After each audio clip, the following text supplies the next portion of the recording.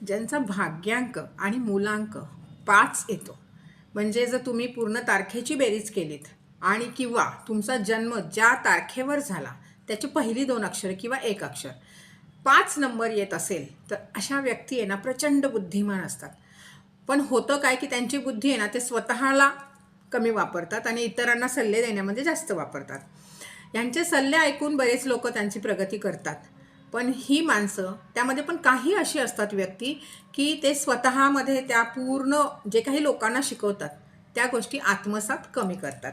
या लोकांनी इतरांवर पटकन विश्वास ठेवू नये, जे 5 नंबरचे व्यक्ती आहेत.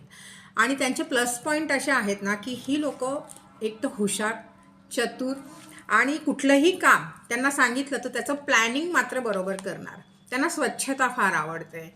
त्यांचा जास्तीत जास्त जर त्यांना कुठल्या देवावर विश्वास असेल तर ते आहे गणपती.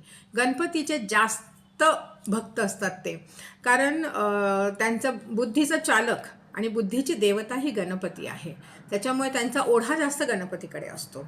दुसरी गोष्ट, या लोकांनी कधीही लोकांना पैसे उसने द्यायचे नाहीत आणि जर दिले तर ते परत लवकर येणार नाहीत याची मात्र खात्री बाळगायची. मैत्री पटकनही कुणाबरोबर करायची नाही या लोकांनी, कारण त्यांना कायम मैत्रीमध्ये धोका हा येणार. किंवा मैत्री ठेवा पण एक अंतर आपल्यामध्ये आणि आपल्या मैत्रीमध्ये ना एक डिस्टन्स कायम ठेवा. अशी एक लाईन तयार करा की एक थिन लाईन त्यामध्ये असावी. कारण पूर्णपणे 100% तुम्ही कधीच कुठल्याही मित्रावर, मैत्रिणीवर अवलंबून राहू नका, विश्वास टाकू नका. थोडा 1% 2% तरी अविश्वास ठेवा.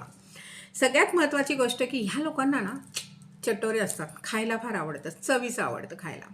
आणि ते लोक अशा जागा शोधतात की जिथे त्यांना सुंदर आणि छान छान असं खायला मिळेल. अशा जागा ही लोक मुद्दामून शोधतात आणि तिथे जातात, तिथनं खातात. 5 नंबरच्या व्यक्तीकडून आहे ना कुठलाही सल्ला हवे असेल ना तर त्या व्यक्तीकडे जावं. छान सल्ला देणार, तुम्हाला प्रॉपर गायडन्स मिळणार तुम्हाला 5 नंबरच्या व्यक्तीकडनं. या माणसांनी म्हणजे ह्या व्यक्तींनी ॲसिडिटीचं त्यांना खूप त्रास होतो, पण तो सांभाळावा.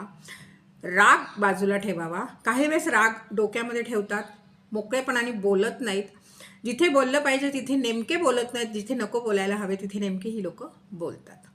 राग त्यांचा त्यांनाच खाणार, कारण जसं लोखंडाला त्याचाच रस्ट संपवतं तसंच ह्या 5 नंबरच्या लोकांचं आहे. मग तुमचा मुलांक 5 असू दे किंवा तुमचा भाग्यांक 5 असू दे, तुमचाच रस तुम्हाला खाईल.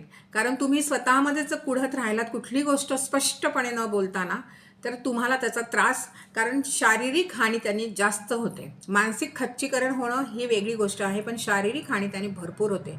तर 5 नंबरच्या